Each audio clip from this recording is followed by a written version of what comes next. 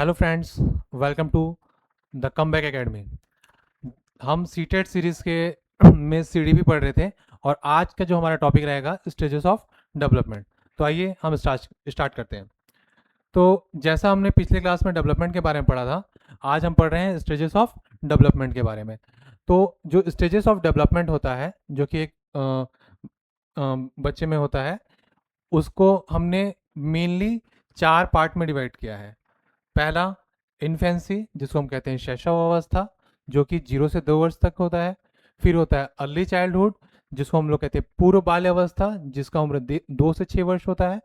फिर उसके बाद होता है लेटर चाइल्डहुड, जो होता है उत्तर बाल्य अवस्था, जो 6 से 12 वर्ष होता है। और एक होता है एडोलेसेंस, जिसको हम लोग कहते हैं किशोरावस्था, जो कि 12 से 18 वर्ष होता है। जो स्टेजेस ऑफ डेवलपमेंट हम देख रहे हैं, क्या जैसे हमने पढ़ा है कि डेवलपमेंट जो होता है वो होता है गर्भ से कब्र तक, वॉर्म टू टॉम। तो अभी आपने यहाँ देखा इन्फेंसी, मतलब ये जन्म काल से है, मतलब जन्म से 2 वर्ष है। ये कहाँ से है?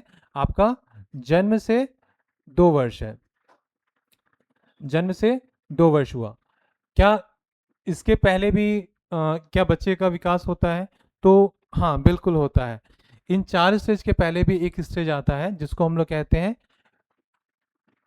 Pre natal stage. ठीक है, इसको हम लोग हिंदी में कहते हैं प्रसव पूर्व अवस्था। ये बच्चे का जब विकास माँ के गर्भ में होता है, ये इस अवस्था का जो समय होता है वो होता है 40 वीक, 40 सप्ताह। जैसे हम कहते हैं कि बच्चा 9 महीना माँ के गर्भ में रहता है, और इसको हम देखेंगे तो ये होता है 40 × 7, जो हुआ 280 डेज, जो कि होता है 9 मंथ एंड 10 डेज। ठीक है, तो ये प्रसव पूर्व अवस्था है। जब बच्चा माँ के गर्भ में रहता है, तो सबसे पहले 6 सप्ताह के भीतर उसका हृदय हृदय का विकास होता है। हृदय के विकास के बाद उसके रीढ़ की हड्डियाँ, मस्तिष्क, मतलब ये विकास की उसकी अवस्थाएं होती हैं। तो आइए चलिए हम एक एक करके सारी अवस्थाओं के बारे में विस्तृत अध्ययन करते हैं। तो हमने जैसे अभी प्रसव पूर्व अवस्था, प्रीनेटल स्टेज देख लिया।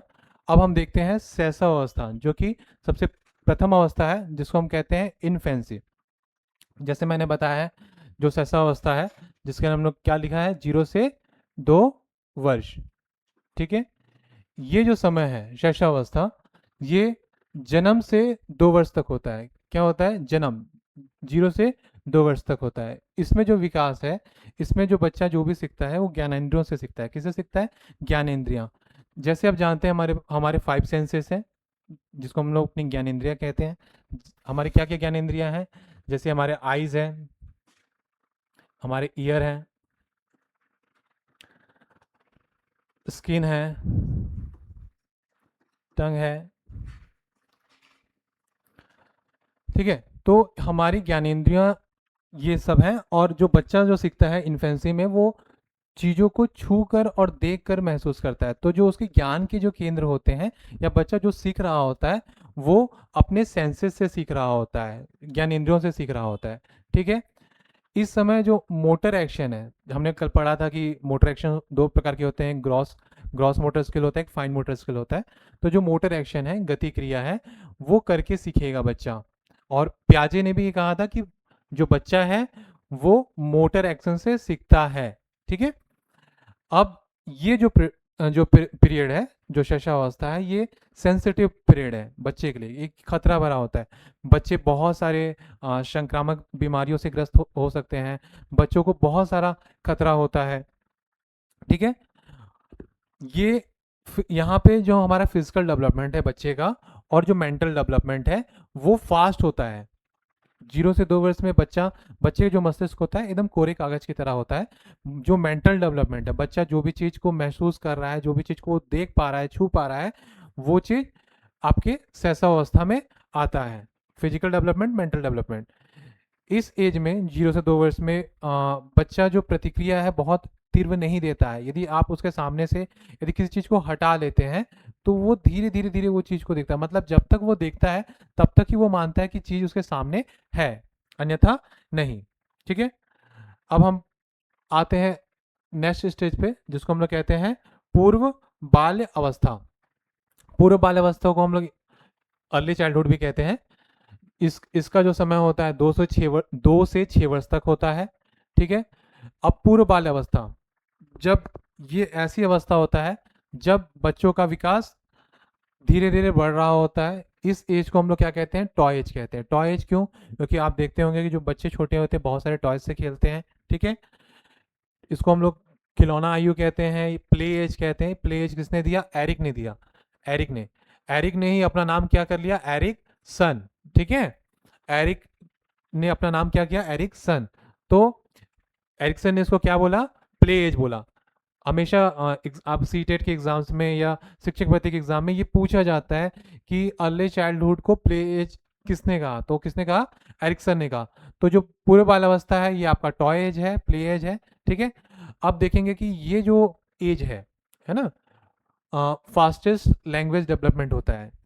2 से जब 6 वर्ष होता है तब बच्चा सबसे तेजी से भाषाओं का ज्ञान उसको होता है। आप जो भी चीज़ बोलेंगे वो बच्चा सीखते जाता है। बच्चा ये नहीं जानता कि क्या सही क्या गलत है, इसलिए यदि हम कोई अनुचित शब्दों का इस्तेमाल करते हैं या किसी अभद्र भाषा का इस्तेमाल करते हैं तो बच्चा भी उस चीज़ का अनुकरण करना आरंभ कर देता है। तो हमको ध्यान रखना होगा कि ये फास्टेस्ट लैंग्वेज डेवलपमेंट का जो पीरियड होता है, तो इस समय हम बच्चों के सामने उपयुक्त शब्दों का इस्तेमाल करें तो जिससे बच्चा सही चीज़ों को सीख पाए। ठीक है, ये इमिटेटिव एज होता है, नकल करके सीखता है। बच्चे को कोई वास्तविक ज्ञान नहीं होता है दुनिया का या किसी चीज़ का, पर वो धीरे धीरे चीज़ों का अनुकरण करता है, नकल करता है और उस चीज़ को करते जाता है। भाषा विकास के लिए जो पूरे बाल अवस्था है वो सेंसिटिव, क्रिटिकल और फास्टेस्ट होता है। क्या होता है? भाषा का जो विकास हो रहा है ये पूर्व बाल अवस्था में सबसे सेंसिटिव पीरियड होता है। क्यों? क्योंकि ये क्रिटिकल है, फास्टेस्ट है। मैंने जैसे बताया कि बच्चा बहुत संवेदनशील होता है, वो शब्दों को धीरे धीरे शब्दों को उच्चारण करता है, शब्दों को सुनता है तो वो बोलना बोलना आरंभ कर देता है। तो ये जो अवस्था है, जो पूर्व बाल अवस्था है, बच्चे के भाषा विकास के लिए सबसे महत्वपूर्ण है। बच्चा जो भी अपने जीवन में भाषा सीखता है उसमें सबसे तीव्रता से जो भी भाषा या भाषाओं का उसको जो ज्ञान हो रहा है वो आ, इस अवस्था में होता है। ठीक है, अब हम कहते हैं physical development. Physical development after जो बर्थ होता है 2 से 6 वर्ष में सबसे तीव्र होता है। ठीक है, जैसे अम, हम देखते हैं कि जैसे बच्चा का 0 से 2 वर्ष हुआ। ठीक है, 2 से 6 वर्ष हुआ, 6 से 12 वर्ष हुआ और 12 से 18 वर्ष हुआ। ठीक है, जो 0 से 2 वर्ष होता है उसमें बच्चा ग्रो करता है। ठीक है, ठीक है, ये हम उसके हाइट के बारे में बात करें। 2 से 6 वर्ष में बच्चा का विकास थोड़ा तेज होता है। 6 से 12 वर्ष में जब बच्चे का विकास होता है इसके मोटर स्किल्स इंप्रूव हो रहे होते हैं। क्या? मोटर स्किल्स इंप्रूव हो रहे हैं, मतलब इसकी लेंथ उतनी नहीं बढ़ेगी, मतलब हम कह सकते हैं कि स्टेबल होती है। क्या होती है? स्टेबल होती है, स्थिर होती है। ठीक है, इसमें लेंथ में उतना ग्रो नहीं होता है बट मोटर स्किल बढ़ती रहती है, मतलब बच्चा मसल वेट गेन करेगा। ठीक है, और अपने ग्रॉस स्किल्स को या फाइन स्किल्स को इम्प्रूव करता है। ये 6 से 12 वर्ष जो होता है इसमें बच्चे क्रिएटिव बनते जाते हैं, है ना। ड्राइंग्स, पेंटिंग, इस पे वो पार्टिसिपेट करते हैं और उसको इम्प्रूव करते हैं। जो 12 से 18 वर्ष होता है यहाँ भी डेवलपमेंट फास्ट होता है। आपने देखा होगा कि जब बच्चा 8वीं से 9वीं जाता है या 9वीं 10वीं में पढ़ता है तो एकाएक उसकी ऊंचाई में वृद्धि हो जाती है। ठीक है, अब जैसे हमने देख लिया कि फिजिकल डेवलपमेंट फास्टेस्ट होता है, अब हम आते हैं उत्तर बाल अवस्था में जिसको हम लोग कहते हैं लेटर चाइल्डहुड। ठीक है, लेटर चाइल्डहुड को हम की जो अवस्था है वो है 6 से 12 वर्ष। 6 से 12 वर्ष। ठीक है, इस अवस्था को हम लोग टोली टोली अवस्था कहते हैं या हम इसको क्या कहते हैं? गैंग एज कहते हैं। क्या कहते हैं? Gang as. ठीक है, इस इस अवस्था में बच्चे गेम खेलते हैं, तो इसको हम लोग गेम एज भी कहते हैं और स्पोर्ट्स भी कहते हैं, मतलब स्पोर्ट्स एज भी कहते हैं। तो आप देखे होंगे कि जब एक बच्चा विद्यालय जाता है, और ये हाँ ये पॉइंट एलिमेंट्री स्कूल एज, ठीक है, बच्चे स्कूल जाते हैं, तो बच्चे जब स्कूल जाते हैं तो उनके बहुत सारे फ्रेंड्स बनते हैं, बहुत सारे फ्रेंड्स बनते हैं। जब उनके फ्रेंड्स बनते हैं तब वो क्या करते हैं, वो बहुत ज़्यादा मिल जाते हैं अपने दोस्तों से, कहते हैं कि ये मेरा भाई है, तू मेरा भाई है, ऐसे कहते हैं वो। उनके लिए टिफ़िन्स उनके साथ शेयर करते हैं, उनके साथ अपना बेंच शेयर करते हैं, उनसे सारी बातें शेयर करते हैं, उनकी बातें मानते हैं। तो ये जो होता है, बच्चे अब एक टोली बना लेते हैं। क्या बना लेते हैं? जैसे बहुत सारे बच्चे हुए, तो ये अपनी एक टोली बना लिए, ठीक है। और इस समय जो इनकी फ्रेंडशिप बनती है वो लॉन्ग लास्टिंग होती है। जो इस अवस्था में जो मित्र बनते हैं वो लंबे समय तक चलती है। तो बच्चे टोली अवस्था में आ जाते हैं, वो गेम्स में, स्पोर्ट्स में पार्टिसिपेट करते हैं। पर पूर्व बाल अवस्था और उत्तर बाल अवस्था, देखिए पूर्व बाल अवस्था में एक पॉइंट ये है कि सोशलाइजेशन जो होता है रैपिड होता है, ठीक है। क्यों? क्योंकि जब बच्चा 2 साल का होता है, जैसे 0 से 2 वर्ष बहुत सेंसिटिव होता है बच्चे के लिए, क्रिटिकल होता है, मतलब बाहरी आक्रमण से, बीमारियों से, ठीक है।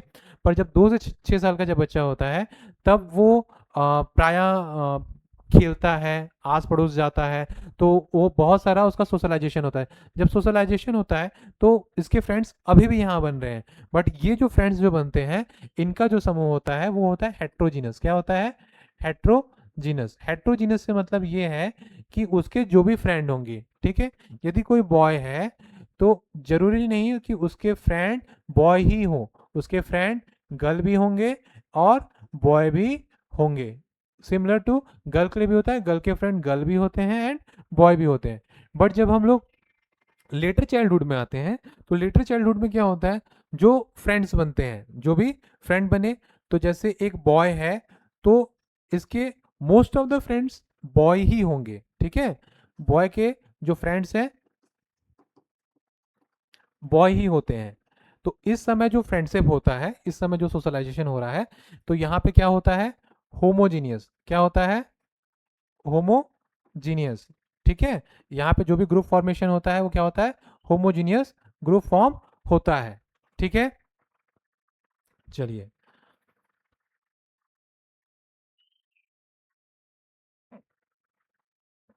जैसे मैंने बताया कि इस समय जो फ्रेंडशिप होता है वो लॉन्ग टर्म होता है ना। फ्रेंडशिप क्या होता है? Long term. जो भी आपके बचपन के फ्रेंड होंगे वो आज भी आपके फ्रेंड हैं, ठीक है।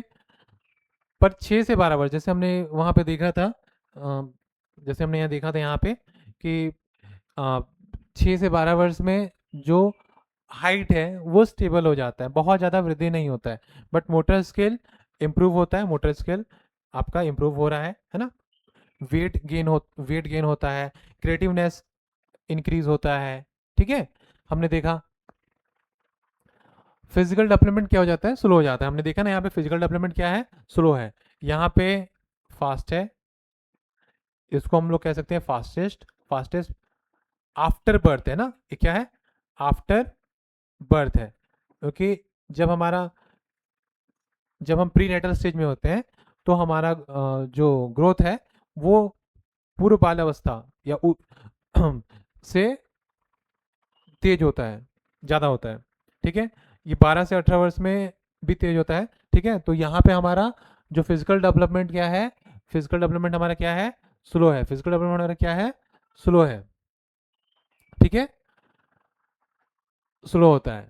अब जो हमारा उत्तर बाल अवस्था है, ठीक है, लेटर चाइल्डहुड है, इसमें हम बच्चों में क्या आ जाता है? स्यूडो मैच्योरिटी आ जाती है। क्या आ जाती है? स्यूडो मैच्योरिटी आ जाती है।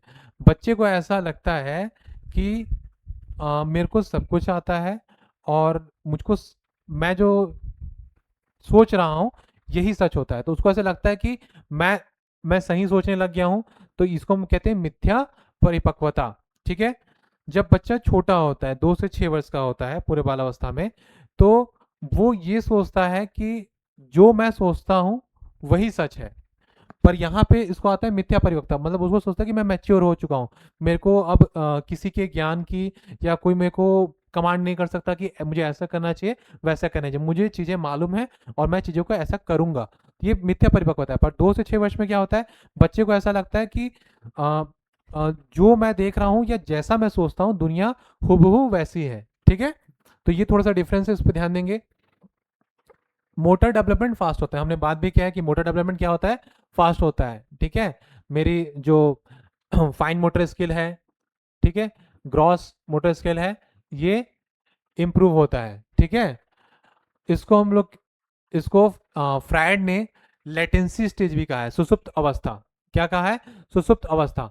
इस इस अवस्था को सुसुप्त अवस्था फ्रायड ने कहा है। जैसे देखेंगे कि ग्रोथ नहीं होता है, मतलब ग्रोथ विजिबल नहीं दिखता है in terms of height, motor skills improve हो रहा है, हमें मिथ्या परिपक्वता आता है। तो हमको ऐसा लग, मतलब फ्रेंड ने ऐसा कहा कि ये एक सुसुप्त अवस्था है, मतलब बच्चे एक गैंग में हैं, गेम खेल रहे हैं, इस टाइप का। ठीक है, फिर उसके बाद एरिक्सन ने दिया कि इस समय इंडस्ट्री वर्सेस इंफीरियरिटी का भी एक कॉन्सेप्ट बच्चों के बीच में अराइज हो जाता है। ठीक है, और प्याजे ने इस स्टेज को क्या कहा है, कॉन्क्रीट ऑपरेशनल। क्या कहा है, कॉन्क्रीट ऑपरेशनल। कॉन्क्रीट ऑपरेशनल से मतलब क्या है, मूर्त। कॉन्क्रीट से मतलब वो चीज, जो चीज हम देख पा रहे हैं। मतलब यदि मैं किसी चीज को देख पा रहा हूं तो उसके बारे में मुझे धारणाएं बनाना आसान होता है। ठीक है, जब हम प्याजे के थ्योरीज को हम पढ़ेंगे तो वहां हम इसको और डिटेल में स्टडी करेंगे। पर फिलहाल आप समझिए कि कॉन्क्रीट ऑपरेशनल स्टेज को कहते हैं 6 से 12 वर्ष को, जिसको प्याजे प्याजे ने दिया है, जीन प्याजे ने। ठीक है, ये मूर्त अवस्था होता है। मूर्त अवस्था मतलब जिन चीज़ों के बारे में हमने देखा है, उसके बारे में हमको जानकारी होता है, उसके बारे में हम धारणाएं बना सकते हैं। अमूर्त, जिस चीज़ों को हम नहीं देखें, जैसे हम मैथ जब पढ़ते हैं तो हम कहते हैं कि मानव संख्या एक्स है, तो हम इमेजिन करते हैं, हम कॉन्सेप्ट बनाते हैं। ठीक है, तो वो जो चीज़ें हैं वो एडोलेसेंस एज में आती हैं। जब हम प्याजे पढ़ेंगे तो वहाँ पे काफ़ी डिटेल में पढ़ेंगे। ठीक है, अब आते हैं हम किशोरावस्था में। किशोरावस्था, किशोरावस्था जो है, जिसको हम लोग क्या कहते हैं, एडोलेसेंस कहते हैं। ठीक है, इसको हम कहते हैं ट्रांजिशनल पीरियड। क्या कहते हैं, ट्रांजिशनल पीरियड, जिसको हम लोग कहते हैं परिवर्तन का काल या संक्रमण काल। ठीक है, क्यों कहते हैं किशोरावस्था को हम लोग परिवर्तन का काल, किशोर अवस्था जब होता है, जब हम 12 से 18 वर्ष के बीच में होते हैं, तो आप देखे होंगे कि बच्चों के, लड़कों के वॉइसेस में काफ़ी चेंजेस हो जाता है, गर्ल्स बॉयज़ के बॉडी स्ट्रक्चर्स में काफ़ी चेंजेस हो जाता है। ठीक है, और हम ना तो बच्चे रह जाते हैं और ना ही हम अडल्ट हो पाते हैं, मतलब ना ही हम प्रौढ़ हैं और ना ही हम बच्चे हैं, हम उन दोनों के मध्य में कहीं रहते हैं। तो हम और ये जो पीरियड है इसको हम लोग गोल्डन पीरियड कहते हैं। क्यों कहते हैं गोल्डन पीरियड, क्योंकि ये जो पीरियड है हमारे लिए बहुत सारी अपॉर्चुनिटीज लाता है, हम बहुत सारी चीज़ों का अनुभव करते हैं। ठीक है, ये जो काल है इसको हम लोग स्ट्रेस एंड स्टॉर्म, तनाव और तूफान की अवस्था कहते हैं। ठीक है, इसको स्टैनले हॉल ने कहा था। आप इस चीज़ को ध्यान देंगे, जैसे हमने पढ़ा है कि जीन प्याजे ने 6 से 12 वर्ष वाले स्टेज को कॉन्क्रीट ऑपरेशनल कहा है। तो सीटेट या शिक्षक भर्ती परीक्षा में हमेशा ये पूछा जाता है, वाक्य देके कि ये वक्तव्य किसका है। जैसे तनाव और तूफान की अवस्था, हमने जान गया कि भाई ये किशोरावस्था की चीज़ है, पर इसको किसने कहा, तो किसने कहा, स्टैन हॉल ने कहा, स्टैन हॉल ने। ओके, ठीक है, किशोरावस्था, किशोरावस्था में आप देखेंगे कि आ, हम बहुत सारे ग्रुप फॉर्म होता है, तो हम बहुत सारे चीज़ में सक्रिय भागीदारी निभाते हैं। तो उसी में हम क्या करते हैं, लीडरशिप स्किल्स हमारी इंप्रूव होती है। क्या होती है, लीडरशिप स्किल इंप्रूव होती है, हम लीडर बनते हैं, हम लीडर की तरह पेश करते हैं खुद को। ठीक है, पर ये जो अवस्था है इसमें क्या होता है, जो इमोशनल स्टेबिलिटी है, ठीक है, भावनात्मक स्थिरता कमी होती है, भावनात्मक स्थिरता कम होती है, क्योंकि ये जो स्टेज है उसमें हम थोड़े ज़्यादा प्रैक्टिकल हो जाते हैं। ठीक है, ये जो एज है, इस एज में बहुत सारे लोग किसी से इमोशनली अटैच हो जाते हैं। ठीक है, तो इस समय इमोशनल स्टेबिलिटी उतनी बेहतर नहीं होती है। ठीक है, अब आते हैं हम आइडेंटिफाई क्राइसिस का अर्थ है, मतलब इसको, इस समय बच्चा आइडेंटिटी क्राइसिस से जूझ रहा होता है, मतलब वो ये जानना चाहता है कि मैं कौन हूँ या मेरा अस्तित्व क्या है। बच्चा इस चीज को ढूंढ रहा होता है। ठीक है, ये भी किसने दिया, एरिक इरिक्सन के अनुसार है। ठीक है, अब इसी को हम लोग और क्या कहते हैं, इसको हम लोग क्या कहते हैं, ब्रिज पीरियड कहते हैं। क्या कहते हैं, ब्रिज पीरियड, मतलब पुल अवस्था। क्यों ब्रिज पीरियड कहते हैं, देखेंगे। ये ये हम हमारे बाल्यावस्था और प्रौढ़ावस्था के बीच की एक पुल है जो किशोरावस्था है। ठीक है, जो एडोलेसेंट है वो क्या होता है, ईगोसेंट्रिज्म पे सेंटर करता है, और इसको हम लोग स्प्रिंग सीजन भी कहते हैं। क्या कहते हैं, स्प्रिंग सीजन, बसंत ऋतु। ठीक है, अब जो हमने बात किया कि ब्रिज है, तो ये ब्रिज क्या है, ये हमारे चाइल्डहुड को, ये हमारे चाइल्डहुड को और हमारे अडल्टहुड को जोड़ता है। कौन, एडोलेसेंस क्या करता है, जोड़ता है। ठीक है, तो जब भी हम डेवलपमेंट की बात करते हैं तो डेवलपमेंट भी विभिन्न कारकों पर निर्भर करता है और प्रभावित होता है। जैसे हम कहते हैं कि नेचर, किस पे, नेचर पे। नेचर क्या होता है, किसी भी व्यक्ति का नेचर किस पे डिपेंड करता है, उसके हेरिडिटी पे, अनुवांशिक पे। ठीक है, किस पे डिपेंड करता है, अनुवांशिक पे। ठीक है, जो कि उसको उसके माता पिता से मिलता है। ठीक है, जो कि क्या होता है, स्टैटिक होता है, जो मुझे मेरे माता पिता से मिला वो स्थिर होगा। ठीक है, पर एक होता है क्या, नर्चर। क्या होता है, नर्चर, ये एनवायरमेंट, हमारे आसपास के वातावरण या हम कह सकते हैं पर्यावरण से संबंधित होता है। हम जिस परिवेश में रहते हैं, जहाँ रहते हैं, उसका भी हमारे विकास और व्यक्तित्व पर प्रभाव पड़ता है। ये क्या होता है, डायनेमिक होता है। ठीक है, ये चेंजेबल होता है। ठीक, अब जो हेरिडिटी और एनवायरनमेंट है, ये दोनों डेवलपमेंट को प्रभावित करते हैं, पर ऐसा नहीं है कि हेरिडेटरी, जिसको मैं एस से डिनोट कर रहा हूँ, और एनवायरनमेंट, जिसको मैं ई से कर रहा हूँ, इस टाइप के होंगे। ये एच प्लस ई नहीं होता है। ठीक है, ये, इसको सीटेट में क्वेश्चन आता है तो कहता है कि हेरिडेट हेरिडिटी और एनवायरनमेंट क्या विकास के लिए योगात्मक मूल्यों को रखते हैं, तो गलत आएगा।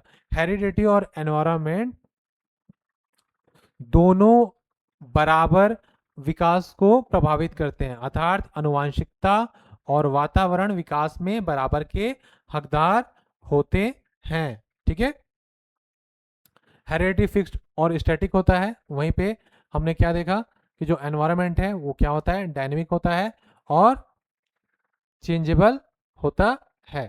ठीक है,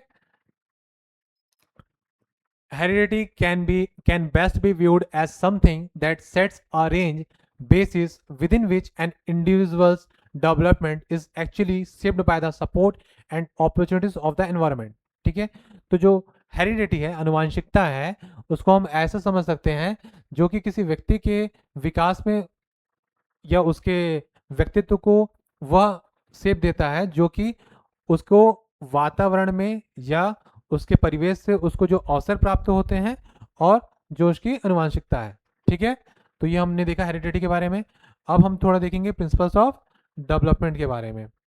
अब क्या क्या फैक्टर होते हैं प्रिंसिपल ऑफ डेवलपमेंट के, तो हम देखते हैं सबसे पहले कि हमने पढ़ा है कि डेवलपमेंट जो होता है कंटिन्यूस होता है। हमने पढ़ा ही है कि डेवलपमेंट क्या होता है, कंटिन्यूस प्रोसेस है, सतत प्रक्रिया है, जो कि गर्भ से कब्र तक चलती है। ठीक है, वॉर्म टू टॉम। तो development is a continuous process. ठीक, हमने पढ़ा डेवलपमेंट इज सिक्वेंशियल ऑर्डरली। तो हमने पढ़ा है कि जो डेवलपमेंट होता है वो एक क्रमिक होता है, सिक्वेंशियल। हमने कल भी पढ़ा था कि जब बच्चे का विकास होता है, जब एक बच्चे का जन्म होता है, तो सबसे पहले वो अपने सिर को स्थिर करता है, सिर को स्थिर करता है, सिर के बाद अपने गर्दन को स्थिर करता है, धीरे धीरे अपने शरीर को स्थिर करता है, फिर अपने हाथों को, फिर वो क्रॉलिंग करता है, फिर वो चलना स्टार्ट करता है। तो जो ये डेवलपमेंट हो रहा है एक सीक्वेंस में हो रहा है, एक ऑर्डर में हो रहा है। ठीक है, हाँ, सबसे महत्वपूर्ण चीज़ ये है कि जो रेट ऑफ डेवलपमेंट है ये वेरी करता है पर्सन टू पर्सन। जैसे मैं और मेरा फ्रेंड, हम लोग, हमारे जो डेवलपमेंट का रेट है वो वेरी करेगा, पर्सन टू पर्सन वेरी करेगा। हो सकता है कि मैं किसी चीज़ में उसे ज़्यादा विकसित हूँ, हो सकता है कि वो मुझसे किसी अन्य पक्षों में ज़्यादा विकसित हो। तो जो डेवलपमेंट का जो रेट होता है सबके लिए भिन्न भिन्न होता है, ठीक है। Development process from general to specific, मतलब जो जो भी विकास होता है हम पहले सामान्य गुणों को प्राप्त करते हैं, तब हम विशिष्ट गुणों को प्राप्त करते हैं। जैसे कोई भी बच्चा जन्म के बाद सीधा दौड़ना स्टार्ट नहीं करता है, पहले वो क्रॉलिंग करता है, घुटनों के बल चलता है, देन उसके बाद वो चलना स्टार्ट करता है, फिर दौड़ना स्टार्ट करता है। तो ये क्रमिक विकास हो रहा है, ठीक है। तो पहले वो सामान्य सामान्य गुण उसको प्राप्त हुए, पहले वो चलना, विशिष्ट क्या हुआ, वो दौड़ पा रहा है, कूद पा रहा है, ठीक है।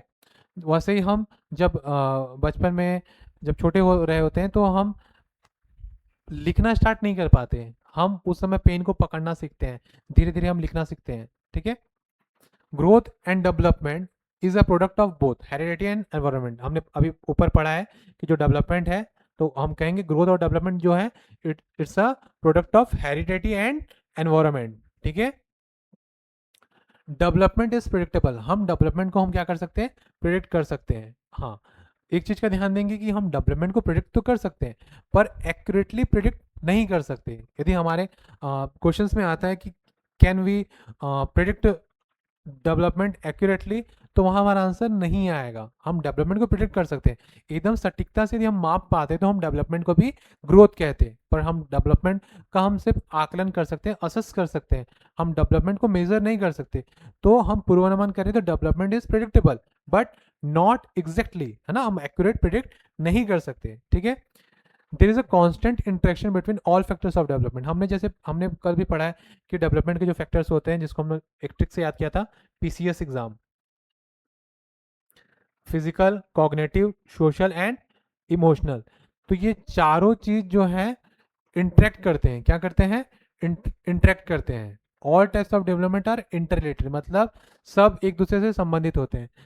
और जैसे हम देखते हैं, जैसे हम गाड़ी चला रहे होते हैं, तो सारे जो फिजिकल, कॉग्निटिव, सोशल और ये इमोशनल, ये सब जब इकट्ठे हो जाए तो हम इसको हम कह सकते हैं इंटीग्रेटेड स्किल। क्या कह सकते हैं, इंटीग्रेटेड। अब इसको इंटीग्रेटेड कैसे कहेंगे, जैसे हम कार चला रहे हैं तो हमारा मोटर मूवमेंट हो रहा है, हैंड मूवमेंट हो रहा है, हमारा मोटर मूवमेंट हो रहा है, मतलब हमारा फिजिकल फिजिकल फैक्टर काम कर रहा है, कॉग्निटिव हमारा ब्रेन वर्क कर रहा है, हम देख पा रहे हैं, ठीक है।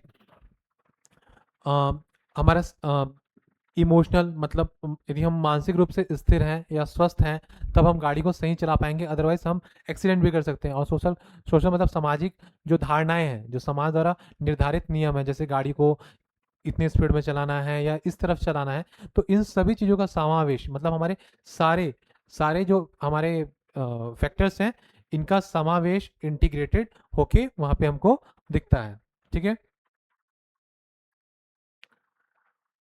अब एक इंपॉर्टेंट कॉन्सेप्ट है, प्रिंसिपल ऑफ डायरेक्शन। क्या है प्रिंसिपल ऑफ डायरेक्शन, मतलब डेवलपमेंट का जो डायरेक्शन होता है, अब उसके बारे में हम समझने जा रहे हैं, ठीक है। तो जो डायरेक्शन है, मतलब बच्चे का विकास कैसे होता है, तो इसको हम लोग कहते हैं सिफेलो कॉडल, मतलब इसको हम लोग कह सकते हैं, देखो ये सिफेलो, इसको हम लोग ऐसे कह सकते हैं, क्या कैप है, कैप हम कहाँ पहनते हैं, सिर में, ठीक है।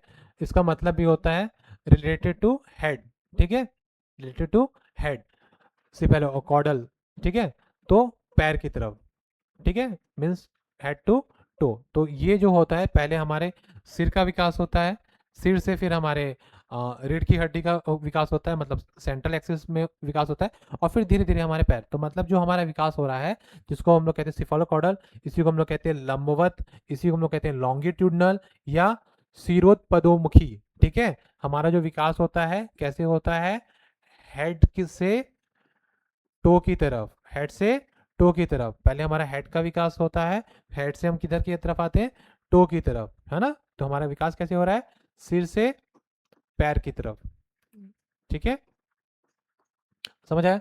तो एक कौन, एक डायरेक्शन वाला ये हो गया। सेकंड है प्रॉक्सिमोडिस्टल या नियर टू फार कॉन्सेप्ट, मतलब पहले मेरे सेंट्रल एक्सिस या मैं कहूँ कि मेरे मेरु रज्जु है ना, मेरे स्पाइनल कॉर्ड का विकास होगा, धीरे धीरे फिर मेरे कंधे का विकास होगा, फिर उसके बाद फिर मेरे हाथ का, आर्म्स का, देन उसके बाद मेरे हैंड्स, और फिर उसके बाद मेरे फिंगर्स का। तो ये कंट्रोल धीरे धीरे आता है, पहले स्पाइनल कॉर्ड से फिर उसके बाद फिंगर्स पे जाता है। तो पहले विकास होता है समीप का, फिर होता है दूर का, मतलब समीप से दूर की ओर। ठीक है, तो इसी को हम लोग क्या कहते हैं, सेंटर से पेरीफेरी,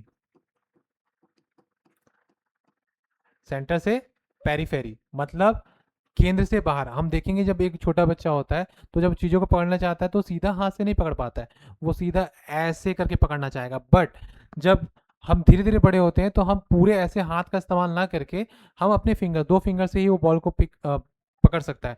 पर पहले हम ऐसे पकड़ने की कोशिश करते हैं, तो उस समय हमारे इन अंगों का विकास उतना प्रभावित दर से, हमारे मतलब जो मोटर स्किल्स का विकास उतने प्रभावित ढंग से नहीं हो पाया होता है। जन्म के समय जो बच्चे का जो शरीर होता है, बच्चे का जो सिर होता है, जो शरीर का 1/4 भाग होता है, तो सबसे पहले किसका विकास होता है, सिर का। जो हम लोग ये यहाँ पढ़े कि हमारा विकास क्या होता है, सिर से पैर की ओर, सिर से पैर की ओर। ठीक है,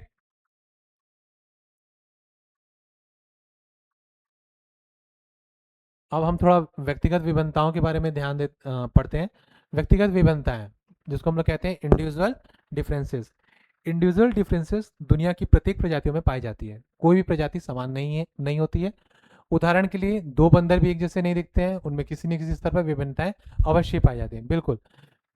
मतलब दो एक समान दिखने वाले लोग भी कभी पूर्णता एक समान नहीं होते, हम में विभिन्न प्रकार की विभिन्नताएं पाई जाती हैं। जैसे हो सकता है कि स्ट्रक्चरल चेंजेस हो सकते हैं, बिहेवियरल चेंजेस हो सकते हैं, टेम्परामेंटल चेंजेस हो सकते हैं। तो विभिन्न प्रकार की जो विभिन्नताएं हैं प्रत्येक व्यक्ति में देखने को मिलती है। तो इंडिविजुअल डिफरेंसेस दुनिया की प्रत्येक प्रजाति में पाई जाती है, वो चाहे कोई भी जीव हो जिसकी शारीरिक बनावट सेम हो, बट उनमें बिहेवियरल चेंजेस होंगे, टेम्परामेंटल चेंजेस होंगे, और भी अदर डिफरेंसेस होते हैं। उदाहरण के लिए बंदर भी एक जैसे नहीं दिखते, कुछ दिखते भी होंगे जिसमें हम डिफ्रेंशिएट नहीं कर पा रहे, पर किसी न किसी स्तर पर उनमें विभिन्नताएं अवश्य ही पाई जाती है। वैसे ही कक्षा में बैठने वाले जो प्रत्येक बच्चा है उनके में भी व्यक्तिगत विभिन्नताएं होती है। जैसे कोई बच्चा पंजाब का है, कोई बच्चा असम का है, कोई बच्चा मध्य प्रदेश का है।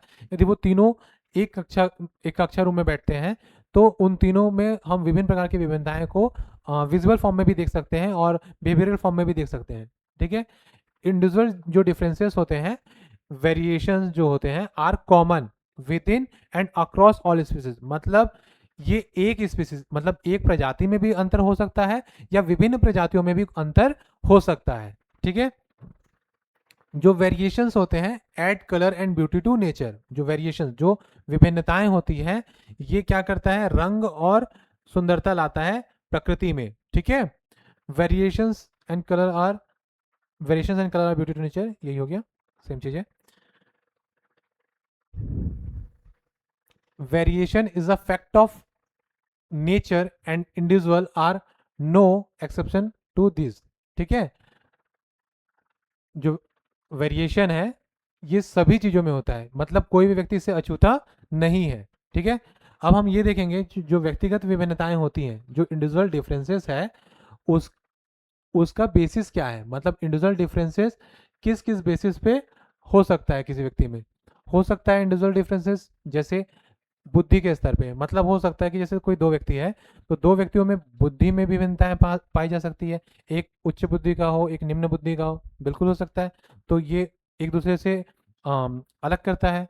दूसरा क्या होता है, एप्टीट्यूड, चीज़ों को देखने का नज़रिया जो है वो अलग अलग है, एक उसी चीज़ में पॉजिटिव ढूंढता है, एक उसी चीज़ में निगेटिव ढूंढता है, तो अलग अलग एप्टीट्यूड है।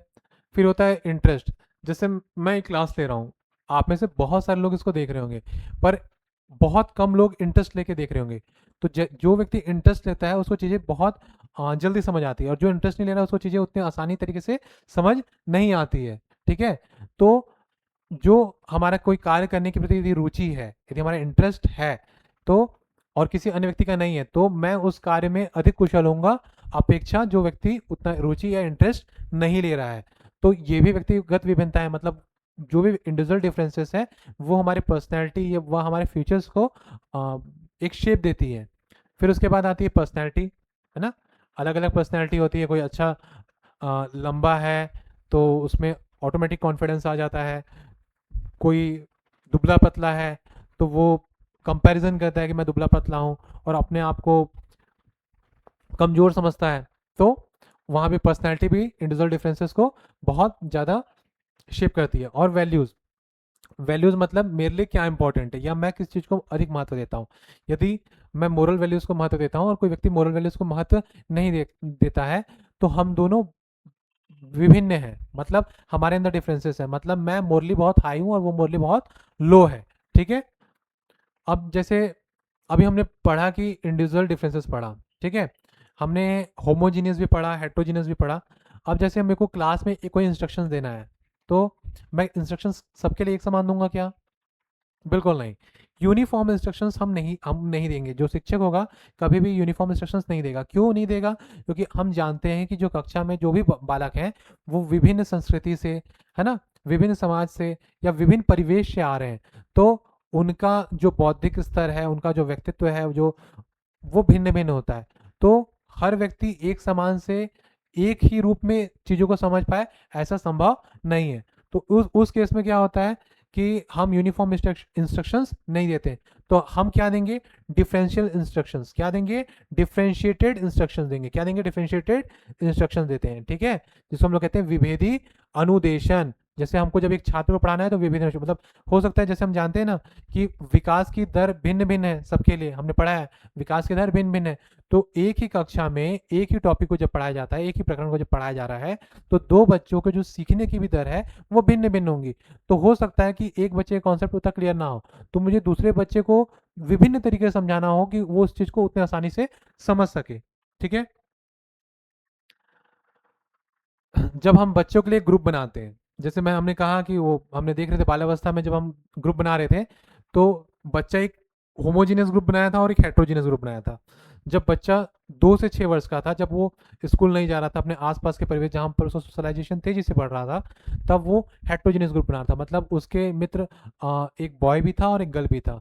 पर जब बच्चा स्कूल में जाता है तो वो बॉय के साथ बॉय पूरे बॉयज़ के साथ एक ग्रुप बनाते हैं, गर्ल्स गर्ल्स के साथ ग्रुप बनाते हैं, मतलब होमोजेनियस ग्रुप बनता है। पर यदि मुझे कोई कार्य देना है, कोई प्रोजेक्ट वर्क देना है, तो मैं बच्चों को जब भी मैं कोई ग्रुप बनाऊंगा, तो मैं एक तो विभेदी अनुदेशन का उपयोग करूंगा, मतलब डिफरेंशिएटेड इंस्ट्रक्शन दूंगा। और जो मैं ग्रुप बनाऊंगा वो मैं क्या बनाऊंगा? हेट्रोजीनियस बनाऊंगा। क्या बनाऊंगा? हेट्रोजीनियस। होमोजीनियस ग्रुप नहीं बनाया जाता, होमोजीनियस ग्रुप नहीं बनाया जाता।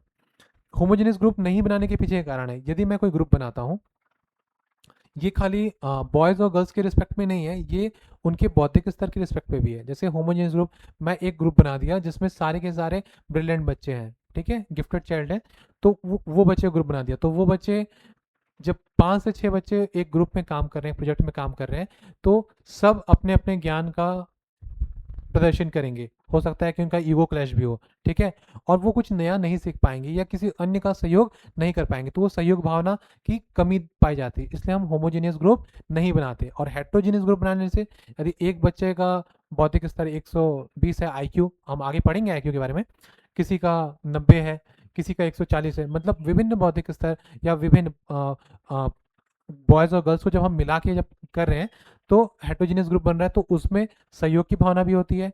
एक कमज़ोर बच्चा एक अच्छे बच्चे से सीखता भी है, ठीक है, और वो धीरे धीरे अपने आप को ग्रो करता है। और साथ ही साथ जब हेट्रोजीनियस ग्रुप बनता है, तो हम समाज, एक बेहतर समाज को बनाने में बच्चे का प्रयोग कर पाते हैं। ठीक है।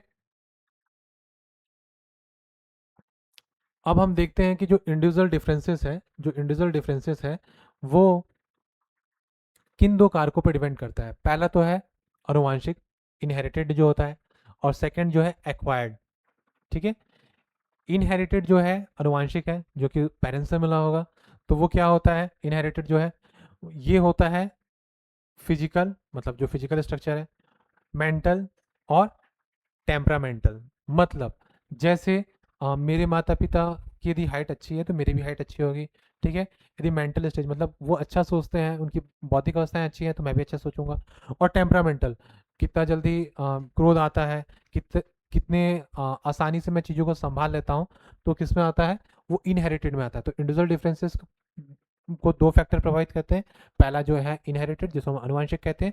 सेकंड क्या है, एक्वायर्ड, अर्जित, जो हमको समाज से मिलता है। जैसे पहला सोशल, जिस सोसाइटी में हम रह रहे हैं, है ना। जैसे मैं एक ऐसी जगह रह रहा हूँ जहाँ पे ऊंचे तबके के लोग रहते हैं, जो पद पे भी और रुतबे पे भी। तो मेरी जो बौद्धिक अवस्थाएं जो होंगी या जो मेरे सोचने का तरीका होगा, उनके अनुरूप होगा। पर जब वहीं मैं ऐसे तबकों के साथ रह रहा हूँ जो अपने जीवन का गुजर बसर चलाने के लिए बहुत ज़्यादा मेहनत कर रहे हैं और जिन्होंने जीवन में कभी उत्कृष्टता नहीं देखी, तो मेरा बौद्धिक स्तर भी और मेरा व्यक्तित्व भी वैसा होते जाएगा। तो ये मैं एक्वायर कर रहा हूँ अपने सोशल एनवायरनमेंट से। दूसरा, कल्चरल, इंडिविजुअल डिफरेंसेस। कल्चरल, जैसे एक पंजाब के व्यक्ति को अपने फोक डांसेस आते होंगे, एक असम के लोग को असम का डांसेस आता होगा। तो जो उनका कल्चर भी है उनके बिहेवियर में आता है, जो उनको एक दूसरे से डिफ्रेंशिएट करने में मदद करता है। फिर उसके बाद एजुकेशन, क्योंकि हमारा जो एजुकेशन होता है हमारे समाज में होता है, हम एजुकेशन को एक्वायर कर रहे हैं। हमने इस चीज़ को, हमारे जेनेटिक्स में नहीं था एजुकेशन, हम एजुकेशन को यहाँ पे ले रहे हैं। तो यदि कोई व्यक्ति कम पढ़ा लिखा है, जो अधिक पढ़ा लिखा नहीं है, और एक व्यक्ति जो ज़्यादा पढ़ा लिखा है, तो उनके सोचने में, उनके बात विचार करने के तरीके में भी विभिन्न अंतर होगा। पर ऐसा नहीं है कि जो कम पढ़ा लिखा व्यक्ति है वो बहुत अच्छा बात नहीं करता होगा। हो सकता है कि उसका जो सोशल डेवलपमेंट है या कल्चरल डेवलपमेंट है वो काफ़ी अच्छा हुआ हो, वो ऐसे व्यक्तियों के साथ रहता हो जहाँ पे वो काफ़ी कुछ सीखा हो, ठीक है। और चौथा है इमोशनल, ठीक है। हम यदि अपने इमोशंस को कंट्रोल कर लें, या इमोशंस मतलब कोई व्यक्ति होता है जो बात बात पे रोता है, कोई व्यक्ति होता है जो बहुत मजबूत होता है, वो चीज़ों को या अवस्थाओं को, स्थितियों को बहुत अच्छे तरीके से हैंडल कर लेता है, ठीक है। आज थोड़ा सा मोटिवेशन के बारे में देख लेते हैं, बट कल मोटिवेशन को कंप्लीट देखेंगे। मोटिवेशन, मोटिवेशन के लिए एक शब्द होता है अभिप्रेरणा, ठीक है। क्या होता है, अभिप्रेरणा। आप लोग यूट्यूब में वीडियो देखते होंगे मोटिवेशनल स्पीकर्स के, है ना, जो आपको खूब सारा मोटिवेशन देते हैं, ठीक है। तो motivation is a process that influences. Motivation क्या है, एक प्रोसेस है जो क्या करता है, influences the direction, persistence and vigour of goal directed behaviour. मतलब हम यदि किसी कार्य को कर रहे हैं, तो किसी कार्य को करने के लिए दिशा देता है, ठीक है, हमको प्रेरित करता है, हमको प्रणोद देता है, मोटिव देता है, ठीक है, कि हम कार्य को कर पाए। जो मोटिवेशन है, मोटिवेशन भी दो टाइप का होता है ना। एक होता है इंटरनल मोटिवेशन, एक होता है एक्सटर्नल मोटिवेशन, ठीक है। इंटरनल मोटिवेशन को हम लोग कहते हैं आंतरिक अभिप्रेरणा, और एक्सटर्नल मोटिवेशन को हम लोग कहते हैं बाह्य अभिप्रेरणा।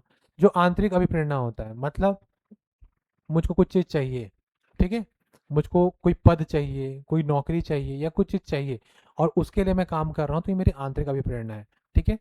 पर उसका जो लोकस है, मतलब जिसका जो केंद्र है, वो इंटरनल हो। क्या हो, लोकस मतलब जो केंद्र है, ठीक है, वो इंटरनल हो। पर जब यही मुझे पद किसी को दिखाने के लिए, देख मैं तेरे को बताता हूँ कि मैं इस पद पे आ सकता था, किसी और को प्रूव करने के लिए, तो वो क्या हो जाएगा, एक्सटर्नल। क्योंकि मेरा जो लोकस ऑफ जो कंट्रोल हो गया, वो क्या हो गया, एक्सटर्नल। क्या हो गया, बाहर बाहर हो गया, ठीक है। जो मेरा केंद्र है वो क्या हो गया, बाहर। जैसे मैं कोई काम कर रहा हूँ कि मुझे गिफ्ट मिलेगा, कोई प्राइज मिलेगा, तो वो एक्सटर्नल मोटिव है, मतलब क्योंकि मुझे प्राइज मिलेगा, मुझको गिफ्ट मिलेगा, ठीक है, या मुझको पेमेंट मिलेगा, तो मेरा एक्सटर्नल मोटिव है, ठीक है। तो आज की क्लास को हम यहीं ख़त्म करते हैं। नेक्स्ट क्लास में हम फिर मिलेंगे, तब तक के लिए अपना ध्यान रखें। Thank you.